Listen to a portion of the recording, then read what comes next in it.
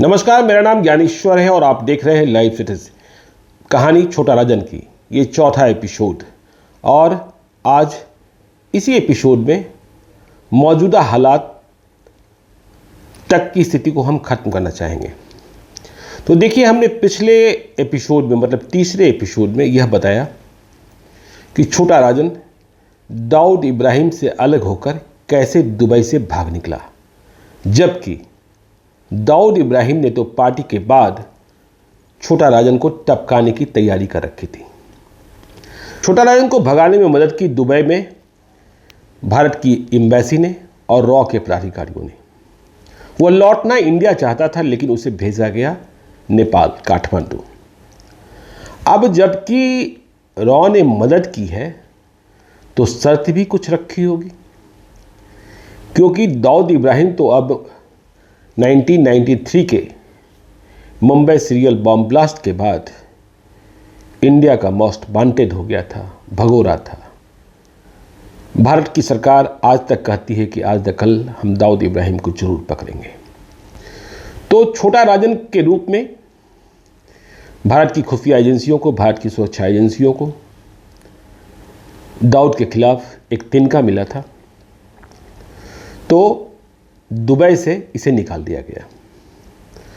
कहा यह जाता है कि समझौता इस बात का हुआ था कि दाऊद के खिलाफ जो भी ऑपरेशन होगा उसमें छोटा राजन मदद करेगा, क्योंकि छोटा राजन के पास सारी इनपुट थी और गुर्गे भी थे जो उस गिरोह के बारे में बहुत कुछ जानते थे। लेकिन अब छोटा राजन को अपनी जान भी बचानी थी, क्योंकि छोटा राजन जब भागा तो उसके बाद अब दाऊद के यहाँ छोटा शकील का पूरा कब्जा हो गया। छोटा शकील ने कब्जा कर लिया, उसे तो इसी मौके की तलाश थी। छोटा शकील के कब्जे के बाद दाऊद ने सारे काम भी जो थे, जो छोटा राजन के जिम्मे थे, वो छोटा शकील को सौंप दिया। लेकिन दाऊद को इस बात का एहसास था कि छोटा राजन जब भागा है और भारत की खुफिया एजेंसियों की मदद से भागा है तो वो कुछ न कुछ तो करेगा। इसलिए छोटा शकील से यह भी कहा गया कि तुम उसका पता लगाओ, उसे ठोको, उसे खलास करो। उधर छोटा राजन काठमांडू से मलेशिया चला गया। अपने को बहुत ही सीक्रेट रखने लगा। बहुत ही कम लोगों को जानकारी मिली या मिलती रही कि वो कहाँ है। कहा जाता है कि अगले कुछ साल वह मलेशिया में कुआलालंपुर, आगे कंबोडिया और इंडोनेशिया में छिपते रहा। लेकिन आखिरकार छोटा राजन को अपना सबसे सुरक्षित ठिकाना बैंकॉक लगा, थाईलैंड की राजधानी बैंकॉक। इस बीच ये हुआ कि भारत की खुफिया एजेंसियों ने या भारत की सुरक्षा एजेंसियों ने, जो दाऊद इब्राहिम के पीछे लगी थी, उसने छोटा राजन की मदद से दाऊद को मारने का एक प्लान तय किया। अब तक दुबई से दाऊद पाकिस्तान शिफ्ट हो चुका था और पाकिस्तान में सरकार की सुरक्षा उसे मिली हुई थी। पाकिस्तान में हिट करना मुश्किल काम था। खैर, कोशिश की गई और ये बड़ी कोशिश हुई 1998 में, 1998 में। कहा यह जाता है कि रॉ, बाकी और भी एजेंसियां जो रहीं, उनकी मदद से छोटा राजन ने अपने कई शार्प शूटर्स को कराची तक पहुंचा दिया, जहां दाऊद इब्राहिम रह रहा था।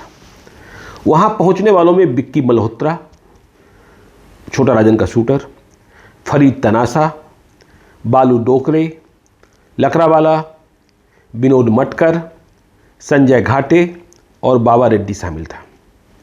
1998 में हिट करने का प्लान ऐसे तय हुआ कि कराची में ही दाऊद इब्राहिम की एक बेटी मारिया का इंतकाल हो गया। अब इसके बाद दाऊद को दरगाह पर जाना था। पाकिस्तान में अपने को सेफ मान रहा था दाऊद इब्राहिम, तो बहुत सुरक्षा में जाने की ज़रूरत नहीं थी। लेकिन छोटा राजन को जब यह खबर लगी तो उसने यह प्लान सेट किया कि दरगाह पर ही खलास कर देना है दाऊद इब्राहिम को। ये लड़के वहाँ फाइनल सिग्नल के लिए तैयार बैठे थे। जहाँ इन्हें टिकाया गया था वो दरगाह के करीब ही था। पर जब वहाँ दाऊद इब्राहिम पहुँचा तो वो भारी सुरक्षा घेरे में था,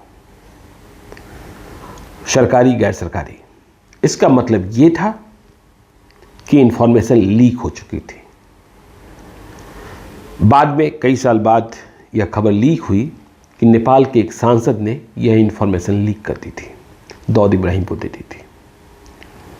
और इंफॉर्मेशन लीक होते ही दाऊद अलर्ट हो गया था, वो दरगाह तो गया था।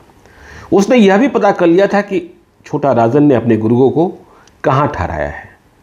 वहाँ रेड हुई, लेकिन उसके पहले ही छोटा राजन ने अपने गुर्गों को वहाँ से भगा दिया था।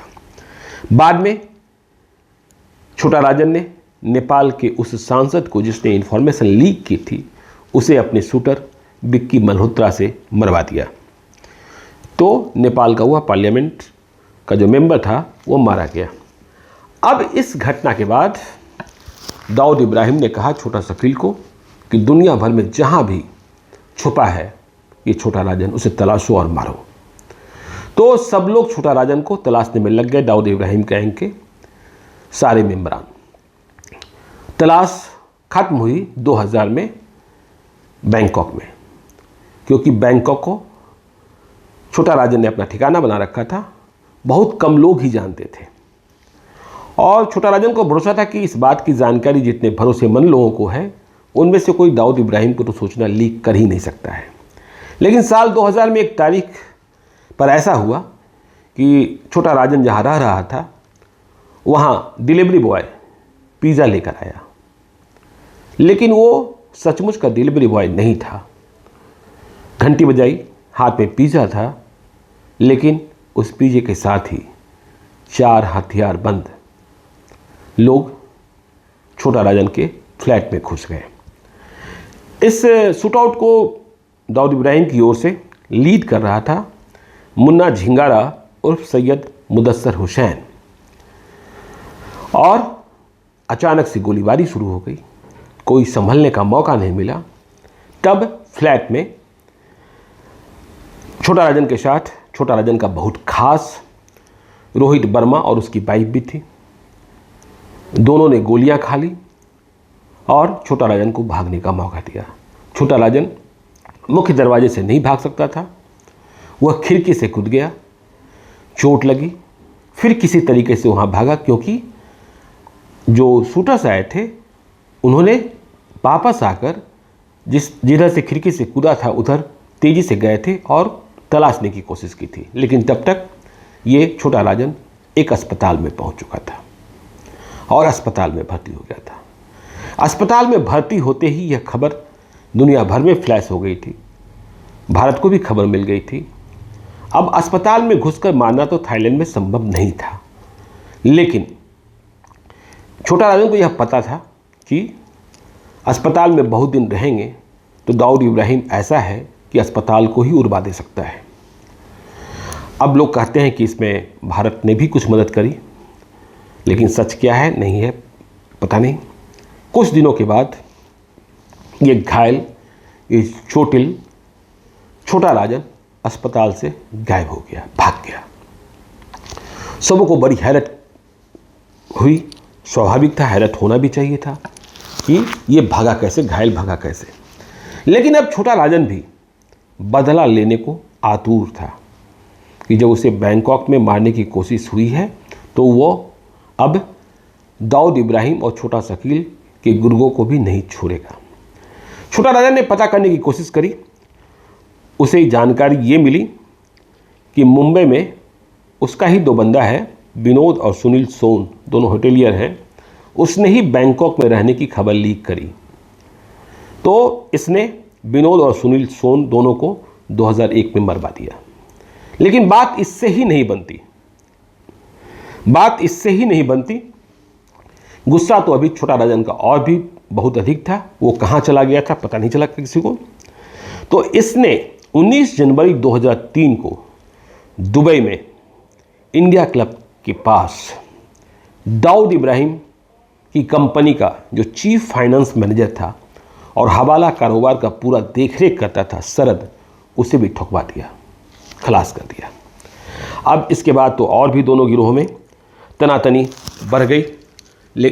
अब दाऊद इब्राहिम और छोटा राजन का पता करते और छोटा राजन दाऊद इब्राहिम के लोगों को पता करता। तो ये सब सारी कहानी चलती रही। इसके बाद दाऊद इब्राहिम की तलाश भीतर से जारी होगी, छोटा राजन की तलाश भीतर से जारी होगी, लेकिन खबरों की दुनिया से छोटा राजन गायब हो गया। छोटा राजन की जानकारी फिर 2011 में लगी भारत की मीडिया को और भारत को भी। कहा जाता है कि इस बीच भारत से भी उसके रिश्ते कुछ गड़बड़ हुए और खबर ऐसे लगी कि मुंबई के बहुत वेटरन क्राइम जर्नलिस्ट थे जिनका नाम था ज्योतिर्मय दे, उनकी हत्या इसने करा दी जून 2011 में। और सब लोग जान गए कि इस हत्या के पीछे छोटा राजन है। तो यह बात किसी को डाइजेस्ट नहीं हुई कि छोटा राजन ने ज्योतिर्मय दे की हत्या क्यों कराई। ठीक है, दोनों की खुन्नस रही होगी, किसी कवरेज को लेकर नाराजगी रही होगी, लेकिन छोटा राजन अब भारत में फिर से अपराध इंडिया में करा रहा है और हत्या करा रहा है, वह भी दाऊद इब्राहिम के किसी साथी की नहीं, किसी पत्रकार की। तो यह बात सरकार को अच्छी नहीं लगी, तो छोटा राजन का नाम आ गया। फिर आगे 2013 में इसने मुंबई के बिल्डर अजय गोसालिया और अरशद शेख, इनकी भी हत्या करा दी। तो ये खबर के बाद अब छोटा राजन की तलाश फिर शुरू हुई। इंटरपोल ने छोटा राजन को पकड़ने के लिए रेड कॉर्नर नोटिस जारी किया। आगे 2015 में यह खबर आई कि छोटा राजन पर ऑस्ट्रेलिया में हमला हुआ है। ऑस्ट्रेलिया के हमले में भी वह बच गया।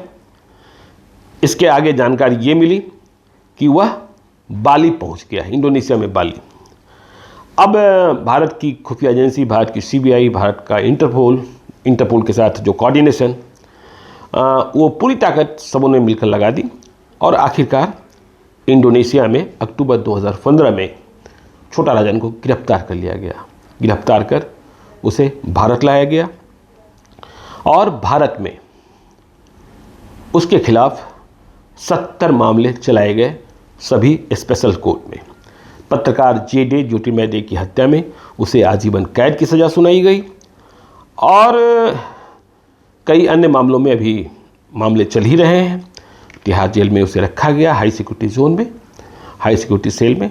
तो ये इस तरीके से छोटा राजन की कहानी वहाँ आकर ख़त्म हुई जब वह तिहाड़ जेल में आकर बंद हो गया और उसे उम्र कैद की सज़ा सुनाई जा चुकी है। आगे ज़िंदगी कहाँ ख़त्म होगी यह वक्त बताएगा, क्योंकि जब हम खबर बता रहे हैं खबरें बहुत कुछ चल रही है। तो देखते रहिए लाइव सीरीज को। यदि अब तक आपने हमारे YouTube चैनल को सब्सक्राइब नहीं किया है तो ज़रूर कर लीजिएगा और इस वीडियो को फेसबुक के माध्यम से देखें तो पेज को लाइक कीजिएगा, ट्विटर पर भी हमें फॉलो कीजिए। धन्यवाद।